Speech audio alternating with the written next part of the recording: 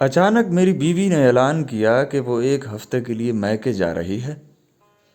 حالانکہ وہ اس سے پہلے کئی بار کہہ چکی تھی کہ اب میں سسرال کو میکہ بھی سمجھتی ہوں، اور ادھر میں کئی برس سے اصرار کر رہا تھا کہ میں تمہارے ہجر کی لذت اٹھانا چاہتا ہوں، اس لیے تم کہیں دفع ہو جاؤ۔ لیکن وہ کہتی تھی کہ ہجر صرف ایک شاعرانہ تکلف ہے، اس سے میرا گھر اجڑ جائے گا۔ میری غیر حاضری میں کچن کا ایک چمچہ بھی گم ہو گیا، جو یقیناً گم ہو جائے گا تو تاریخ میں میرا نام سیاہ حرفوں میں لکھا جائے گا۔ گویا وہ ہجر کو ایک چمچے سے زیادہ وقت نہیں دیتی تھی۔ سال ہا سال کے تلخ تجربے کے بعد میں مایوس ہو گیا کہ میری بیوی سے کوئی عقل مندی سرزد نہیں ہو سکتی۔ خداوند کریم سے جتنی بھی رقت انگیز دعائیں مانگی سبھی رائے گاں گئیں۔ دراصل میری پرابلم قدر آرٹسٹک تھی کہ روح کا ذائقہ بدلنے کے لیے ماحول میں کبھی کبھی کوئی تبدیلی ضرور آنی چاہیے۔ بیوی کا ہجر بھی ایک طرح کی تبدیلی تھی۔ سنا ہے اس کا ذائقہ بہت لذیذ ہوتا ہے۔ یہ صحیح ہے کہ وہ میری پہلی اور آخری بیوی تھی، بلکہ اس کا حوصلہ بلند کرنے کے لیے میں اسے اکلوتی بیوی بھی کہہ دیا کرتا تھا۔ لیکن یہ بات بھی نامناسب تھی کہ جب بھی شام کو گھر لوٹتا ہے تو گھر میں وہی پرانی جانی پہچانی بیوی ملتی تھی۔ صرف بیوی ہی نہیں، کچن میں کیتلی بھی وہی ملتی تھی جسے وہ جہیز میں لائی تھی۔ ایک دن بور ہو کر میں نے بیوی کا بدلہ کیتلی سے لینا چاہا اور کہا، اب اسے ریٹائر کر دو، بوڑھی ہو گئی ہے۔ وہ بولی، نہیں، میں اسے جیتے جی الگ نہ کروں گی، کیونکہ اسے دیکھ کر ہی مجھے ماں کی شیریں یاد آ جاتی ہے۔ میں نے یہ سوچ کر اپنے دل کو پرچا لیا کہ وہ یا تو کیتلی سے محبت کرتی ہے یا ماں سے۔ مجھ سے محبت نہیں کرتی، مجھے تو صرف گھر کی نیم پلیٹ سمجھتی ہے۔ مجھے یاد ہے ایک بار اس نے یہ ثابت کرنا چاہا کہ یہ گھر نیم پلیٹ کے بغیر بھی مکمل ہے۔ اس دن میں بازار سے ایک سیکنڈ ہینڈ سویٹر خرید لایا۔ اسے دیکھتے ہی محترمہ کا پارا گرم ہو گیا کہ میرے مشورے کے بغیر، بلکہ میری منظوری کے بغیر یہ سویٹر کیوں لے آئے۔ بولی، میں پوچھتی ہوں کیا یہ سویٹر ہے؟ کتنا گھٹیا اور کتنا مہنگا؟ میں نے چڑھ کر کہا، ہاں میں جو لایا ہوں۔ بولی، تو کیا آپ اس گھر میں کبھی کوئی کام کی چیز لائے ہیں؟ میں نے کہا، ایک تو تمہیں لایا ہوں، اپنے بارے میں کیا خیال ہے؟ اگر وہ وسیع القلب ہوتی تو اس ٹچ پر مسکرا دیتی، لیکن اٹوانٹی کھٹوانٹی لے کر پلنگ پر جا لیٹی اور کہنے لگی، یہ میرے والد صاحب کی غلطی تھی، میرا کوئی قصور نہیں ہے۔ نہ جانے کیوں اسے یقین ہو گیا تھا کہ یہ گھر ایک بیابان ہے جس میں وہ ایک پھول کی طرح کھلی ہوئی ہے۔ اگر یہ پھول ایک دن کے لیے بھی آؤٹ آف اسٹیشن ہو گیا تو یہ گھر پھر بیابان ہو جائے گا، اجڑ جائے گا۔ لیکن میرا خیال تھا کہ ہر روز پھول کی خوشبو اور رنگ سے بھی انسان بور ہو جاتا ہے، اسی لیے کسی دن گھر کی بیابانی سے بھی لطف اٹھایا جائے، بلکہ ہجر کا بھی فائدہ اٹھا کر ایک غزل بھی لکھ لی جائے۔ لیکن میں یہ دیکھ کر قریب مایوس ہو گیا کہ غزلوں کا مستقبل بے حد تاریک ہے۔ لیکن اس دن یہ اعلان سن کر مجھے حیرت ہوئی اور مسرت بھی کہ وہ ایک ہفتے کے لیے میکے جا رہی ہے، یعنی میرے سارے اندازے غلط نکلے۔ سوچا میری بیوی اتنی نالائق نہیں، ذرا نم ہو تو یہ مٹی بڑی زرخیز ہے ساقی، اور کہ اس مٹی سے تو غزلوں کے کئی دیوان اگ سکتے ہیں۔ ہجر کے سفر پر روانہ ہونے سے پہلے اس نے ایک گتے پر ہدایت نامہ خامند لکھ کر لٹکا دیا اور کہا کہ ہر روز صبح اٹھ کر اس کا پاٹھ کیا کرو۔ مثلاً ان میں سے ایک دو ہدایتیں یہ تھیں، ہر روز چوہے دان میں پیاز کا ایک ٹکڑا لٹکا دیا کرو، ایک پیاز سے کم از کم 3 چوہوں کا شکار لازمی ہے۔ پیاز کے اس اسٹینڈرڈ کو قائم رکھا جائے اور میری واپسی پر اعداد و شمار کے ساتھ رپورٹ پیش کی جائے۔ پڑوسن کو مٹی کا تیل سپلائی نہ کیا جائے۔ ہمارے گھر میں اس کی چینی کی ایک پلیٹ موجود ہے، لیکن میری عدم موجودگی میں اس کے ساتھ کوئی لین دین نہ کیا جائے۔ اور تیسری اور بڑی سیریس ہدایت یہ تھی کہ اول تو اپنے کسی دوست کو گھر میں مدعو نہ کیا جائے، اور اگر کوئی اپنی بیوی سے نالاں ہو کر ہمارے گھر میں پناہ لینے کے لیے آ بھی جائے تو اسے ڈرائنگ روم میں بیٹھ کر سگریٹ پینے سے منع کر دیا جائے، کیونکہ وہ سگریٹ کی راکھ سے قالین کا بیڑا غرق کر دے گا اور اپنے ملازم کے کان میں چپکے سے کہہ گئی کہ ایسے ہر دوست کا نام، حلیہ اور ایڈریس نوٹ کر لیا کرو، میں ان سے قالین کا کلیم وصول کروں گی۔ ریل چھوٹنے سے 3 سیکنڈ پہلے دھمکی دے گئیں کہ اگر کوئی ہدایت مجھے میکے میں یاد آ گئی تو ٹیلی گرام کے ذریعے بھیج دوں گی۔ بیوی کے جانے کے بعد مجھے ایسا محسوس ہوا ویرانی بہت رومانٹک ہوتی ہے۔ امن کے فرشتوں نے میری چھت پر پنکھ پھیلا دیے اور کہا مبارک ہو۔ غسل خانے میں گھسا تو بے اختیار جی چاہا زور زور سے گانا شروع کر دوں۔ محلے سے گزرا تو ہر عورت حسین اور دلکش نظر آئی۔ گھر کی بلی نے آ کر مؤدبانہ سلام کیا اور اس لہجے میں میاؤں کی جیسے کہہ رہی ہو مالک دودھ کہاں رکھا ہے؟ ناچیز کو بھوک لگی ہے، اجازت دیجیے تاکہ پی لوں۔ میں جانتی ہوں کہ دسپنا چلانا آپ کے شایان شان نہیں۔ میاؤں۔ دھوبی نے آ کر گھنٹی بجائی اور جب میں نے اسے بتایا کہ بی بی جی میکے گئی ہیں تو وہ گستاخ بولا پھر آپ سے تو کوئی بات کرنا فضول ہے۔ میں نے کہا کوئی حساب کتاب کی بات ہو تو نمٹا سکتا ہوں، لیکن وہ بولا آپ کی سمجھ میں نہ آئے گی۔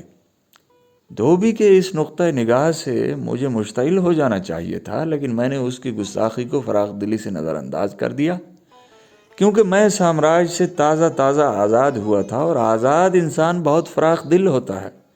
میں آزادی کی فضا میں کھل کر سانس لینا چاہتا تھا، کسی سے تنازع کر کے اپنے موڈ کو مقدر نہیں کرنا چاہتا تھا۔ میں نے نوکر سے کہہ دیا کہ اب میرا لنچ اور ڈنر باہر ہی رہے گا، لیکن اس کے باوجود تمہاری تنخواہ میں کٹوتی نہ ہوگی، کیونکہ میں بی بی جی کی طرح مہاجنی ذہنیت نہیں رکھتا۔ کئی برس بعد پہلی بار ہوٹل کے کھانے میں وہی لطف آیا جو کنوار پنے میں آیا کرتا تھا۔ میں کنوار پنے سے کتنا محروم ہو گیا تھا۔ احباب کو بے تکلف دعوت دی کہ آؤ تاش کھیلو، سگریٹیں پھونکو، بستروں پر شکنیں ڈالو، بلکہ ایک آدھ پلنگ کا پایا بھی توڑ سکتے ہو۔ چائے کے کپ پر کپ پی جاؤ، کسی رولز اینڈ ریگولیشنز کے بغیر بے محابہ نشکام سروس کی جائے گی۔ رات کو بہت لیٹ آنے میں ایک سرور آنے لگا۔ چیونٹیوں نے گھر کے دانے دنکے پر مسلسل حملے شروع کر دیے، لیکن انہیں ڈسٹرب نہیں کیا۔ چڑیاں میرے گھر کو اپنا آبائی دیش سمجھ کر گھونسلے پر گھونسلہ بنانے لگیں اور سارے کمروں میں خس و خاشاک بکھیر دیے، لیکن میں نے ان کے ذاتی معاملات میں مداخلت ضروری نہ سمجھی۔ یہاں تک کہ ایک چڑیا بار بار چڑے بدل بدل کر لاتی رہی، لیکن پھر بھی وہی ذاتی معاملہ۔ چوہے تک میری فراخ دلی سے شیر ہو گئے۔ وہ چوہے دان کو اپنے دانت دکھا کر یوں گزر جاتے جیسے کہہ رہے ہوں سیاں بھائی کوتوال اب ڈر کاہے کا۔ البتہ ایک فرق ضرور ہوا کہ بیوی کے چلے جانے کی خبر سن کر کووں نے آنا بند کر دیا، کیونکہ ان کا راشن ڈپو ہی میکے میں اٹھ گیا تھا۔ 3-4 دن اس آزادی بلکہ آزادہ روی میں ہنسی خوشی پلک جھپکتے گزر گئے تو 5ویں دن اچانک خیال آیا کہ ہجرت کی لذت تو اٹھائی نہیں۔ ہجر تو عللوں تللوں میں گزر گیا، اور محترمہ پرسوں لوٹ بھی آئیں گی اور آتے ہی پوچھیں گی کہاں لکھی ہے وہ غزل، اور لکھی بھی ہے یا ایک قیمتی ہفتہ ضائع کر دیا۔ لیکن شادی کے بعد میں نے شاعری کو جلا وطن کر دیا تھا، اس لیے بیوی کے نام ایک ہجریہ خط ہی لکھنا مناسب سمجھا اور خط لکھنے لگا۔ اے جان بہار و خزاں، جب سے تم گئی ہو کووں نے تمہارے فراق میں کائیں کائیں کرنا چھوڑ دیا ہے۔ بادل صرف گرج گرج کر رہ جاتے ہیں، برستے نہیں۔ نہ جانے انہیں کیا غم ہے۔ چاندنی چھٹکتی ہے تو دھاڑے مارنے کو جی چاہتا ہے۔ کل تانپورے کے تاروں کو چھیڑا تو وہ جیسے کرلا کرلا کر کہنے لگے لوٹ کے آ جا میرے میت۔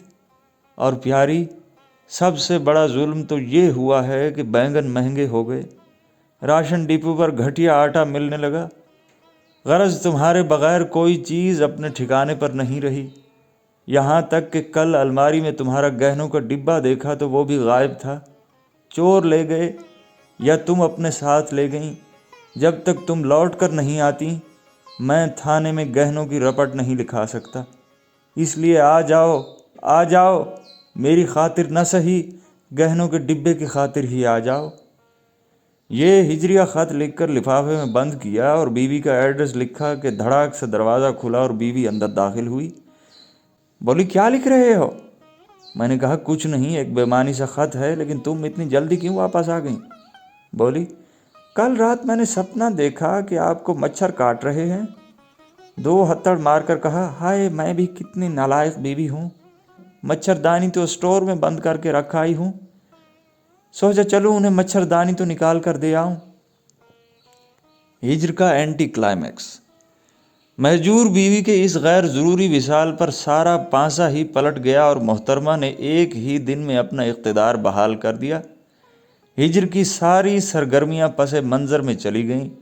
میں سکندر جب گیا دنیا سے دونوں ہاتھ خالی تھے، بن کر رہ گیا کہ اچانک دوسری صبح کو پوسٹ مین عرف نامہ بر نے مجھے ایک لو لیٹر لا کر دیا۔ یہ خط بیوی نے میکے سے شام کو پوسٹ کیا تھا اور اسی رات کو مچھردانی کا خواب دے کر صبح گاڑی پر سوار ہو کر گھر لوٹ آئی تھیں۔ یعنی جنون محبت میں کیفیت کچھ ایسی ہو گئی کہ خط بعد میں پہنچا، محبوبہ پہلے پہنچ گئی۔ میرے منہ سے بے اختیار بیوی کی حمایت میں غالب کا یہ شعر نکل گیا، خدا کے واسطے داد اس جنون شوق کی دینا کہ اس کے در پہ پہنچے ہیں نامہ بر سے ہم آگے۔ یہ خط نہیں تھا، ہجر کا اینٹی کلائمیکس تھا، اور اس میں لکھا تھا، بڑے پپو، چھوٹے پپو، منی نمبر 1 اور منی نمبر 2 کے ابا جی، میں یہاں بچوں سمیت خوش ہوں، امید ہے آپ بغیر بچوں کے خوش ہوں گے۔ بچے ہر روز آپ کو یاد کرتے ہیں، بچے ہیں نا، سمجھ بوجھ نہیں ہے۔ انہیں لاکھ سمجھاتی ہوں کہ اگر تمہارے ابا کو تمہاری یاد ستائے گی تو بھاگے آئیں گے، لیکن وہ پہلے ہی میری کوئی بات نہیں مانتے تھے، اب کیا مانیں گے؟ دراصل آپ ہی نے بچوں کو بگاڑ دیا ہے۔ جب میں انہیں لے کر گھر لوٹوں گی تو ان ضدی بچوں کی پٹائی ضرور کیجیے گا تاکہ انہیں سبق مل جائے۔ باقی یہاں پر خیریت ہے، آپ کی خیریت کی چنتا رہتی ہے کہ نہ جانے آپ نے میرے بغیر گھر کا کیا حال بنا رکھا ہے۔ پانی کا نل کبھی کھلا مت چھوڑیے گا، بستر پر سگریٹ کی راکھ جھاڑنے سے پرہیز کیجیے گا۔ میں پلنگ کے ساتھ والی تپائی پر ایش ٹرے رکھ آئی تھی، کپڑے میلے ہو جائیں تو انہیں فرش پر اور کونوں کھدروں میں مت پھینک دیجیے گا، کیونکہ اس طرح چوہوں کو کترنے کا گولڈن چانس مل جاتا ہے۔ مجھے رہ رہ کر شک ہوتا ہے کہ وہ لمبی ناک والی پڑوسن میری عدم موجودگی سے شہ پا کر اپنے چوہے ہمارے گھر کی طرف ہانک دے گی۔ آپ کو اپنے گھر کے اور پڑوس کے چوہوں کی پہچان رکھنی چاہیے، اور انہی باتوں کے خدشے سے میکے میں میرا جی نہیں لگتا۔ ہر لمحہ جی چاہتا ہے کہ پر لگا کر اڑ جاؤں اور آپ کے پاس پہنچ جاؤں۔ یہاں نیپال سے اسمگلنگ کی ساڑیاں آئی ہوئی ہیں، سستی بھی ہیں اور خوبصورت بھی۔ میں نے ایک ساڑی خرید لی ہے، اجازت نامہ بھیج دیجیے۔ اور ہاں، آپ کے لیے اسمگلنگ کا ایک اونی سوٹ خرید دیا ہے، شادی کی سالگرہ پر آپ کو پیش کروں گی، لیکن سلواؤں گی جنیجا اینڈ کمپنی سے، آپ کے پرانے ٹیلر ماسٹر تھریجا اینڈ کمپنی سے نہیں، وہ تو لٹیرے ہیں۔ اور کیا لکھوں؟ آپ گھر کے حالات لکھیں تو میں بھی ان کی روشنی میں آپ کو کچھ مزید لکھ سکوں۔ چھوٹی منی کے ننھے منھے انگوٹھے کا عکس اس خط پر بھیج رہی ہوں، اسے چوم لینا۔ میں نے چوم لیا ہے، فکر نہ کریں۔ آپ کی بڑے پپو، چھوٹے پپو، منی نمبر 1 اور منی نمبر 2 کی ماں۔ دستخط اصلی ہیں، ماں۔